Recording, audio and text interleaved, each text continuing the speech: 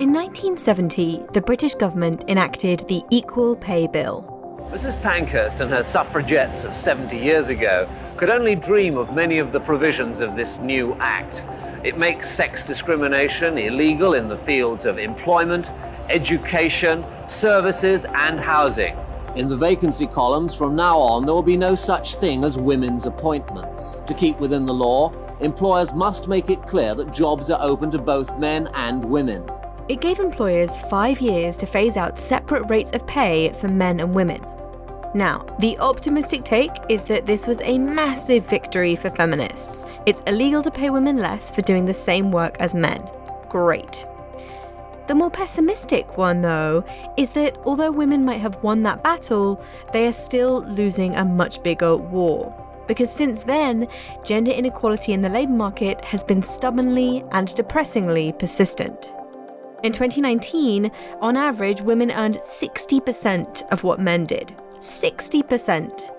In this special episode of the IFS Zooms In, we're going to hear about why that gap is so big and what might make it smaller.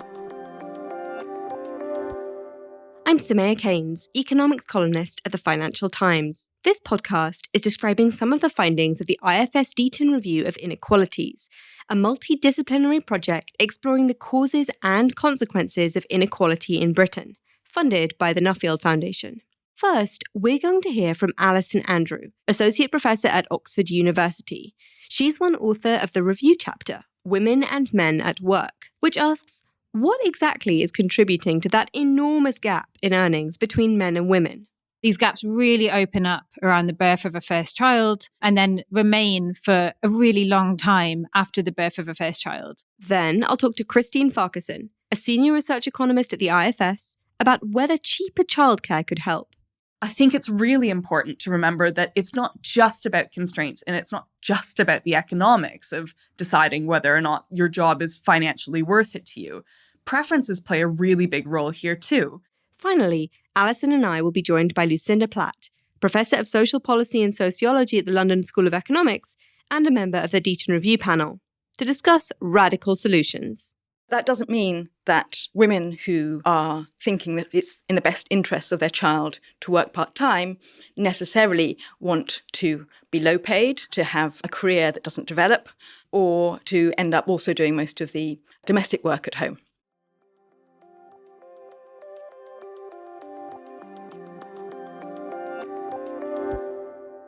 First, a not-so-fun fact. On average, women in Britain work 16 more minutes per day than men. That includes all work: cooking, cleaning, childcare, as well as paid work outside the home. Women work more, but altogether, they earn a lot less. I started by asking Alison Andrew, senior researcher at the IFS, so what? Why should we care that women earn less than men? Well, in a really straightforward way, it means that women have lower living standards than men. So if we take single women, particularly single mums, they typically live in households with lower household incomes than single men. And then within even heterosexual couples, a lot of research has found that if men bring in the majority of the income, that translates into men consuming the majority of the household resources, or a disproportionate share of the household resources. Earning more means more control over the household's budget. Earning more means more power. So we also know that low earnings and low experience in the labour market can leave women vulnerable to economic dependence on men. So an extreme example of that might be that it might become harder for a woman to leave an abusive relationship if it's difficult for her to make her own way economically. A third reason the earnings gap matters to economists is that it suggests that there could be an inefficiency. Now, in theory, if a bunch of people leave work or take relatively low paid work, that might be their choice. But from an economic perspective, the fact that it's disproportionately women leaving work means that it might be quite an inefficient choice. Well, I think there are very direct consequences for the aggregate efficiency of our economy. So if you have a situation where a lot of highly skilled, talented women are dropping out of the labour market, then that's a huge loss of potential talent that could be put to good work for everybody. if you accept that the gender earnings gap is a problem, then your next question should be, why is it still there? Why do women earn less than men? Now, you might say the patriarchy, and sure, but let's try to be a bit more specific than that. Historically, part of the answer seems to be that women were less educated than men. Now, that still begs some questions. Was it that women genuinely had fewer skills, or did their worse credentials give employers an excuse to discriminate against them? Whichever one of those it is, over time, as women have become more educated, the earnings gap has fallen. In fact, almost all of the reduction in the earnings gap over the past 25 years seems to be associated with this improvement in the education of women relative to men. So over the past quarter century, everyone's educational outcomes have improved, but particularly so for women who have completely closed the educational gap with men. So women are now more educated than men on average. And if we account for this fact, we see that the overall gender gap in earnings has barely budged. So that suggests that other changes in the policy environment, for example, changes in childcare policy or changes in parental leave, have not been overwhelmingly successful at bringing down this gender gap. Now, there is one exception. Among people with at most GCSE level qualifications, it does look like a higher minimum wage shrank the gender earnings gap. That was among the very lowest earners. It affected more women than men. But if you just think about highly educated women and compare them with highly educated men, these earnings gaps have been very persistent. Big picture then, today, differences in the share of women with a university degree do not explain the earnings gap. You need to go deeper. If you're trying to diagnose today's problems, one way is to ask where exactly this earnings gap is coming from. Is it that women are less likely to be in paid work at all? Or is it that they do fewer hours of paid work? Or is it that they are paid less for working those hours? Now, the tragedy of this podcast, as I'm sure you will agree, is that we can't show charts. But there are some really good ones in the chapter that Alison co-authored, and they describe how the gap comes from all three. Women are less likely to be in work than men, they work fewer hours, and they are paid less. But in the UK, it looks like a particularly large contribution comes from the fact that when women do paid work, they work fewer hours. That's relative to other factors. This lower working hours thing seems to be more important than the fact that women are less likely to work than men and that they're paid less than men. But it's also comparing the UK to other countries. So in the UK, the fact that women work fewer hours than men, conditional on them doing some work, is a relatively bigger part of the explanation. In some other countries, it's more that women are just working for pay at lower rates. What, then, is stopping women from working longer hours? Well, another way of diagnosing this problem is to ask when this earnings gap emerges. Is it there as soon as women enter the workforce? Or could it be that something happens later? What about a small, hungry, crying, needy something?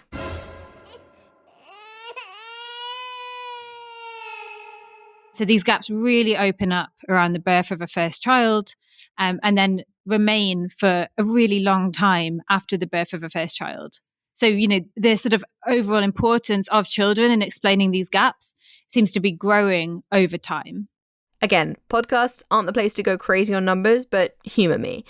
Before the birth of their first child, around 95% of women work for pay. The year after birth, that falls to 80%. And it just doesn't recover for the next 10 years.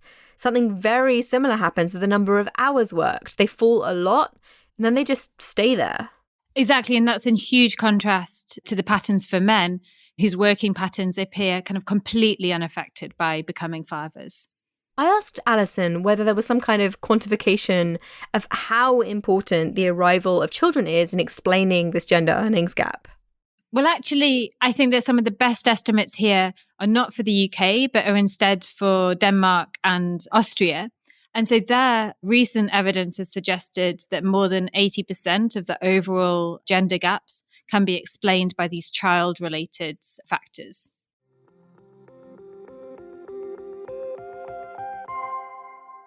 Now, this is a large and persistent form of inequality.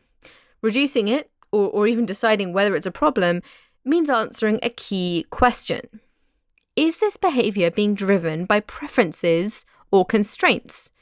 Is it that women are choosing to do less paid work and to do work that tends to get paid worse? Or are they being pushed into it? Now, first, there's the question of biological constraints. Is this Mother Nature? Fathers cannot breastfeed. Well, a couple of things here. I think in the first instance, just the fact that these gaps are so persistent. So you see them happening straight away, but then they're pretty much the same when a kid is 10 years old. And I don't think there's any kind of biological reason why a mother is better suited to care for a 10-year-old than her male partner. You know, another point here is that we actually see remarkably similar child penalties between biological parents and adoptive parents. And so that kind of would seem to rule out some biological explanations. Now, in a perfect world, parents would have a child. They would make a choice about how to organise the job of looking after it. They would think about the costs of paying for childcare compared to how much they could lose if they stepped back from work and did the job themselves. Their own preferences would come into it, how much they wanted to be with their kids, what was best for the child, that kind of thing. And in this perfect world, it would be just as easy for a man to make the decision to step back from paid work as it would be for a woman. And in this perfect world, parents would understand perfectly how stepping back from work could hurt their long-run earnings prospects. And, of course, they would have the option of borrowing to cover the short-term costs of childcare. It doesn't come cheap. Now, this perfect world sounds wonderful, and not like the world we live in. Now, obviously, some people are very lucky, and what they want to do with the perfect information that they have coincides exactly with what they can do. But some people aren't so lucky. They may not have perfect information about the effects of pulling back from work on their long-run earnings potential. IFS research has shown that 20 years after the birth of their first child, mothers earn 30% less per hour than fathers with the same education. And about a quarter of that is because mothers were more likely to be working part-time and so didn't see the same pay progression.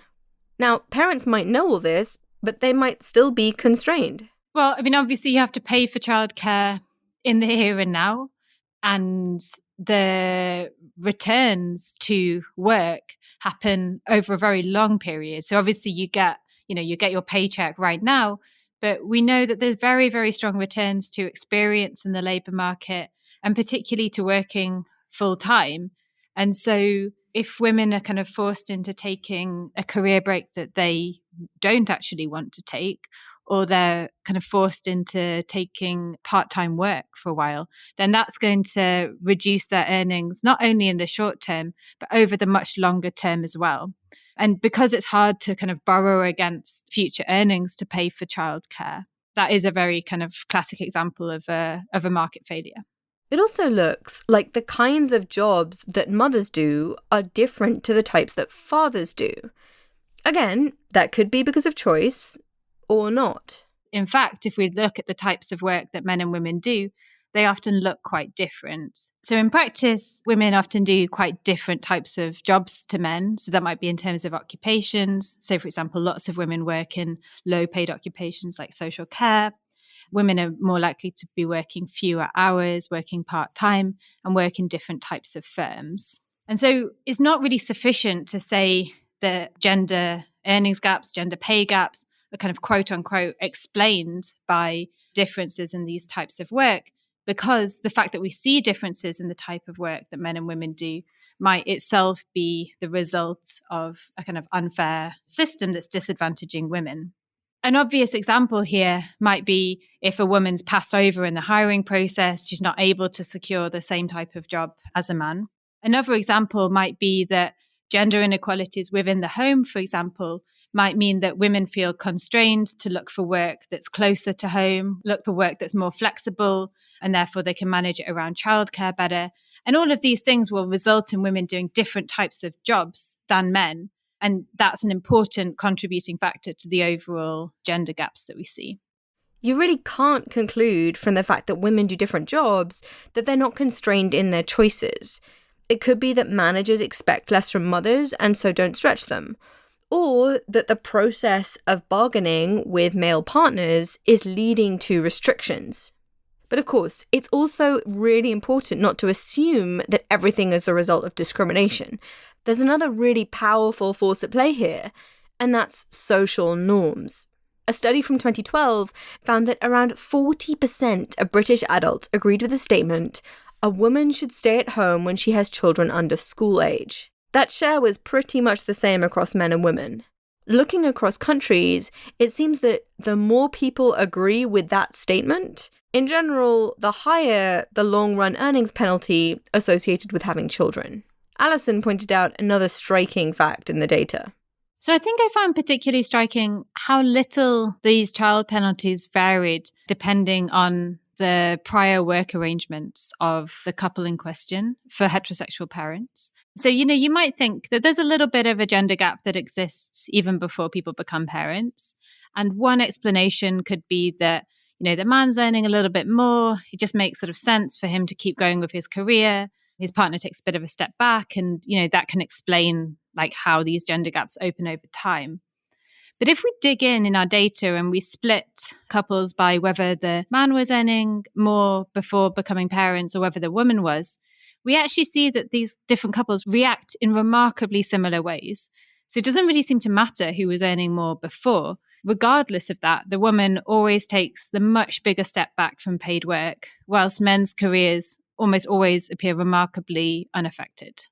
Now, this line between social norms and preferences might be a bit fuzzy. Is it that women prefer to pull back from paid work? Social norms just reflect that? Or is it that social norms are pushing them back? I asked Alison about this. I completely agree with you that this is a very fuzzy area and nothing's particularly clear-cut. My own view is that if you examine people's preferences for almost anything, so if you look at preferences for what you spend your money on, how you spend your leisure time, these are all influenced by our social environment. So I don't think there's this very clear distinction between preferences and social norms. It's certainly true that a large number of people in the UK and in most other countries do hold some quite conservative ideas about gender roles. And then it might be true that women and men feel social pressure to abide by those gender roles. So, for example, women might feel stigmatized for missing school pickups. Men may feel stigmatized for asking for flexible working arrangements, for taking paternity leave. Whether they're looking at subtle social pressures or people's individual preferences, these factors are a nightmare for policymakers. Imagine you're a government and you bend over backwards to make it easier for mothers to go into work. You say, hey, let's subsidize childcare. But if it's social norms driving people's behavior, then you might just find that people carry on doing what they were doing before. So you just spent a lot of money, but not changed anyone's behavior. Before we return to Alison later, let's explore that idea. Let's explore that policy so often cited as the key to unlocking women's potential, cheaper childcare. We'll hear from Christine Farquharson, another IFS researcher and a childcare expert. I asked her what we knew about whether expensive childcare was really holding mothers back from paid work. What we see in England is actually the majority of mothers, and indeed the majority of parents, are already in paid work. Around 70% of mothers with a preschool-age child have some sort of paid job. So this isn't a case where the majority of mothers are just sitting around and waiting for the government to come and provide them with free childcare. But the question that we're left with is, well, okay, what about those 30% of mothers who don't have a paid job? And if you ask them what it is that's influencing that decision, around half of them will say that if they had an all-singing, all-dancing, super affordable, super high-quality, super accessible, super brilliant, perfectly matched to their needs childcare system, that would shift their decisions about whether or not to take a job. So it's a real glass half full, glass half empty story because on the one hand, 15% of mothers, that's a pretty big number. But on the other hand, I think it's really important to remember that it's not just about constraints and it's not just about the economics of deciding whether or not your job is financially worth it to you. Preferences play a really big role here too. And some mothers, particularly those with the very youngest children, do say that they actually prefer to look after their children themselves, even if not all of the time, but they don't necessarily see that full-time childcare and a full-time job with a very young child is something that they personally feel is right for their families.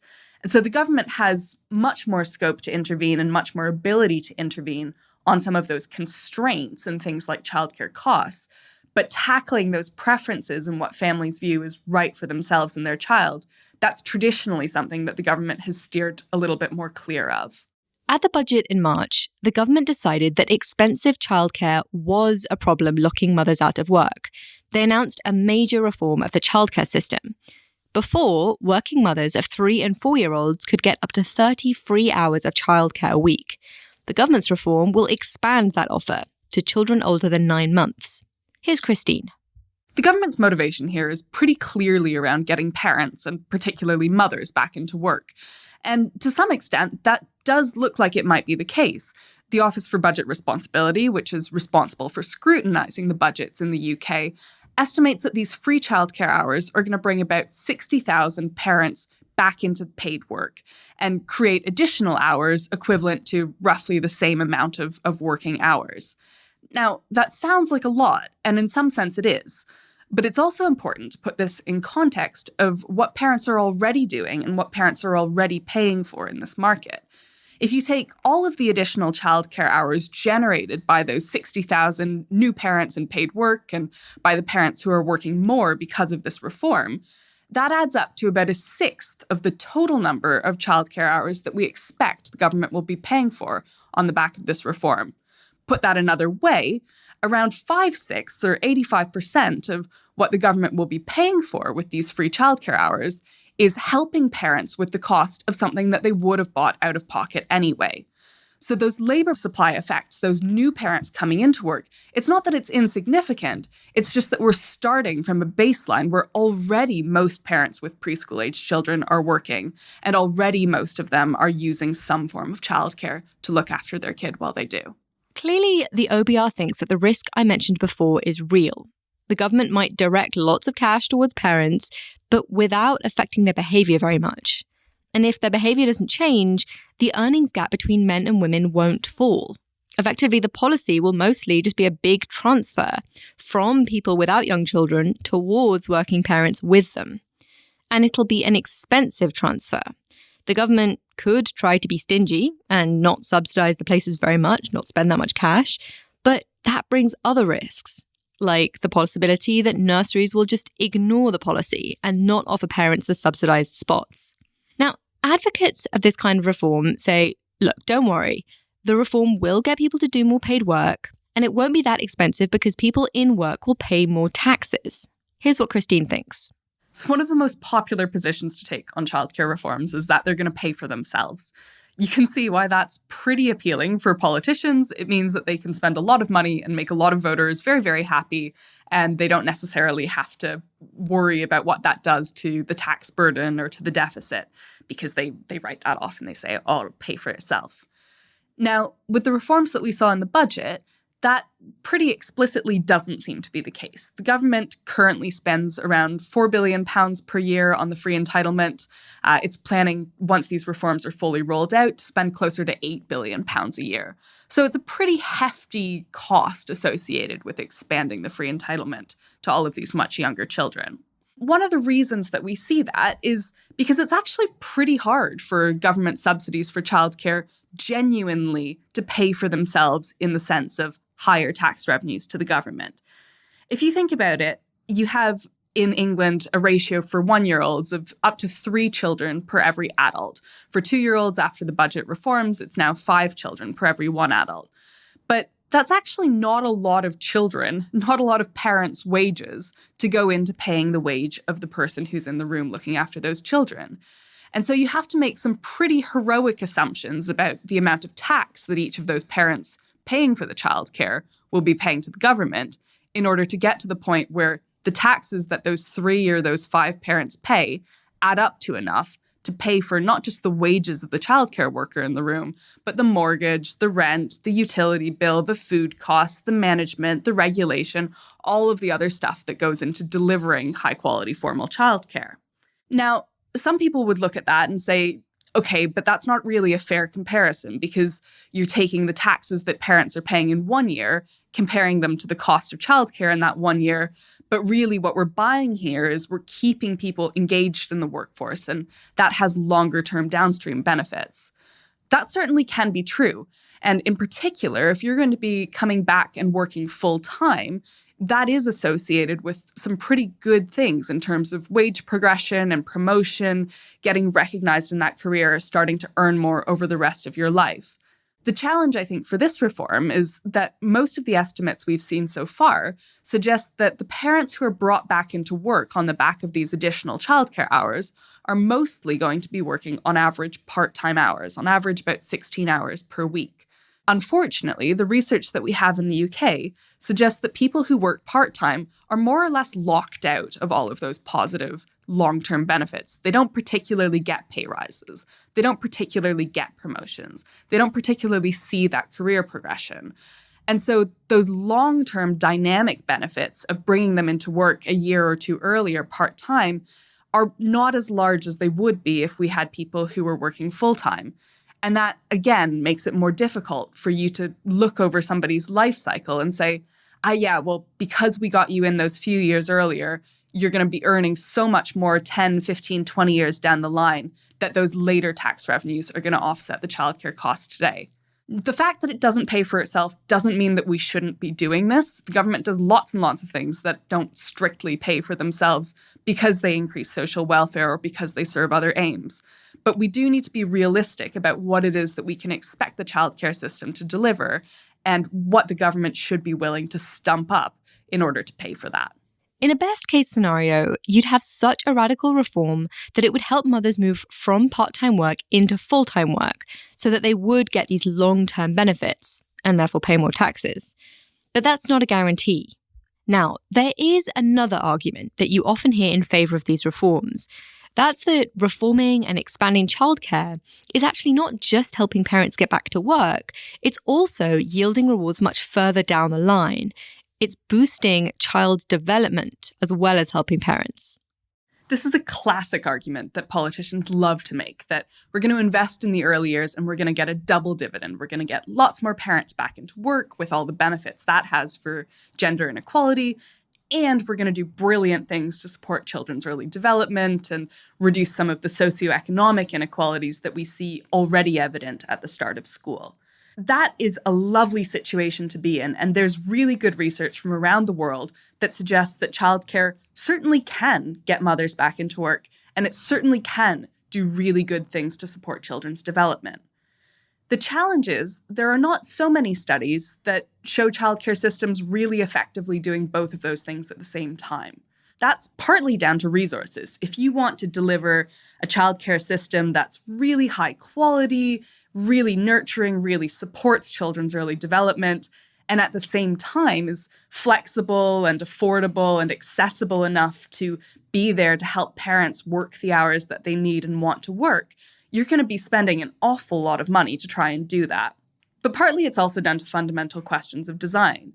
If you think about a nurse who works a really early shift and has to get up in the middle of the night to go to the hospital and start her job, what does a good childcare system look like for that family?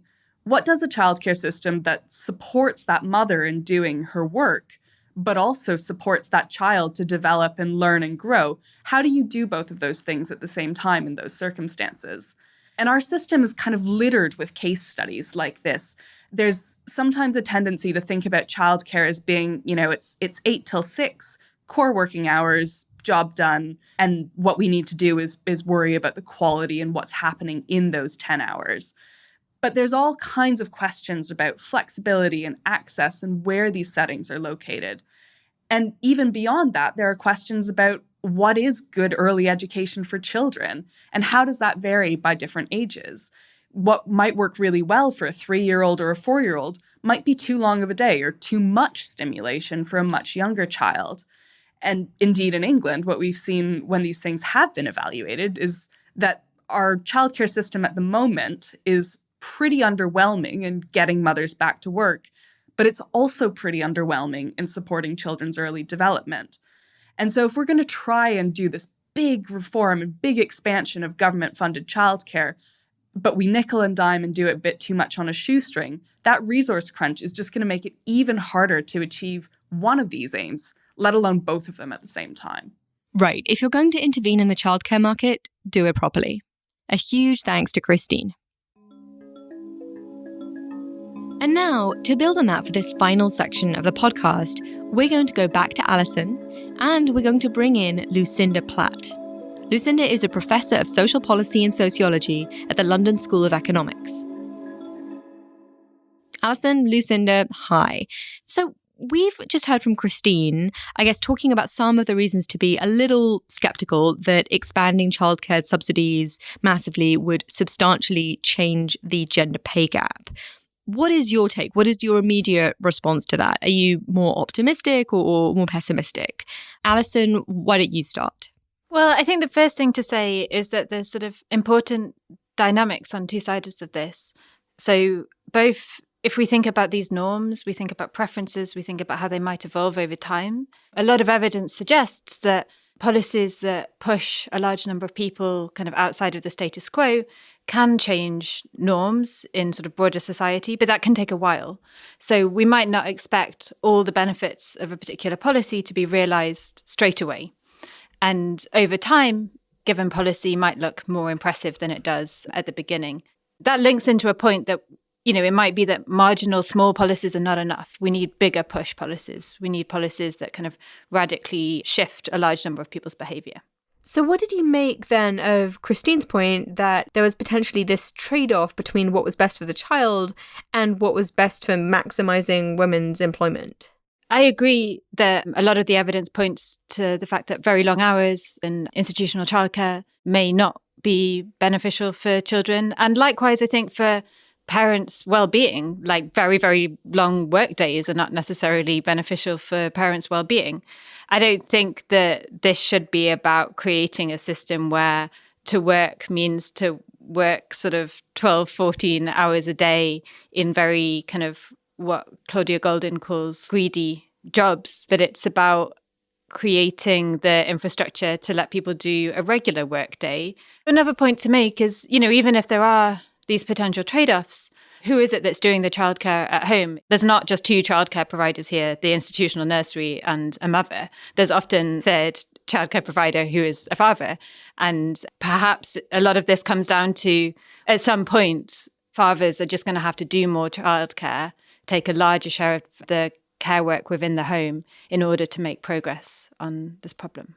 Right. So even if there are these trade-offs, who should be the one responding to them? Lucinda, what's your take? Well, I couldn't agree more. I mean, the issue of the trade-offs is seen as a trade-off between the child development and mother's labour supply.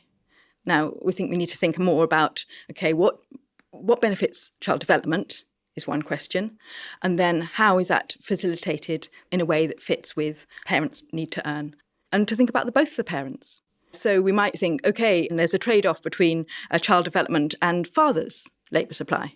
So it's not that isn't a fair point to make. It's how do we get to a position where we frame it in that way? I mean, we see so clearly in our analysis that father's labour supply doesn't respond at all on average to becoming a parent for the first time. And so the fact that all of that adjustment is happening by the mother within a heterosexual couple tells us a lot about who's bearing the brunt of this trade-off.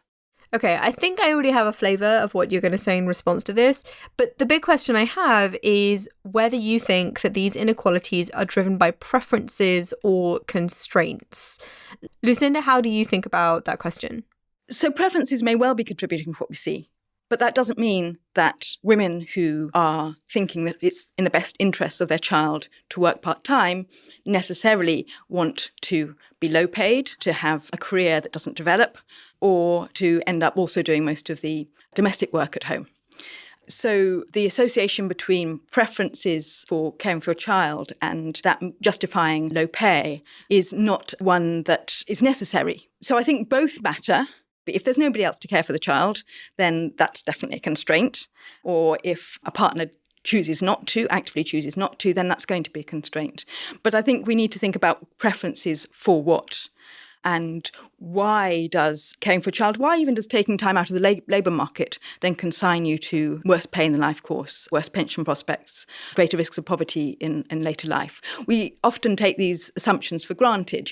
If you have an interrupted career, then definitely you should be paid less later on, despite the fact that you've been doing one of the most valuable things somebody can do, which is looking after a child. So I think we need to think more about our assumptions around the implications of exercising your preferences. I suppose the argument, though, is that if you take time out, then you lose out on skills and experience, and that means that holds you back in the labour market. Or taking a part-time job means that realistically you just can't respond to that emergency thing that comes up out of hours. And there is some jobs for which you just need to be able to respond to that emergency thing. And so I guess it's not just about, discrimination. There could be real factors that mean that dropping out does affect your future pay in a real way.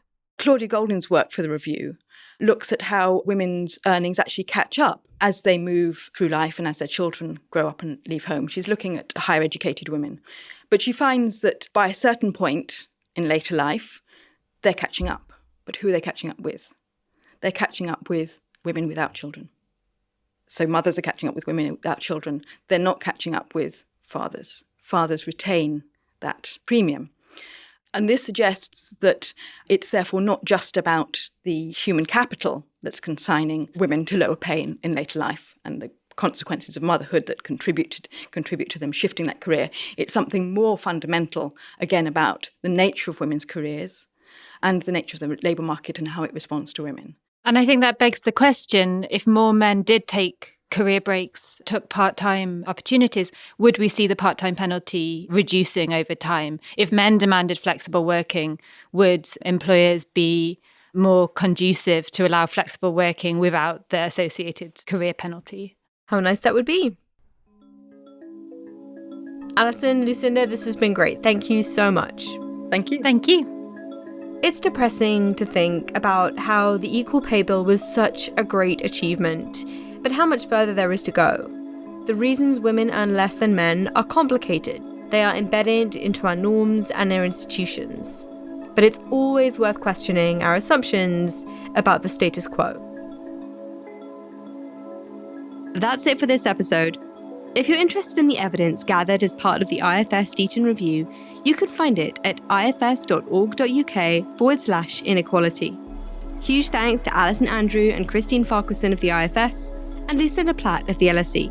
I'm Samaya Keynes, economics columnist at the Financial Times. Alex Catling was our audio producer. Thank you for listening.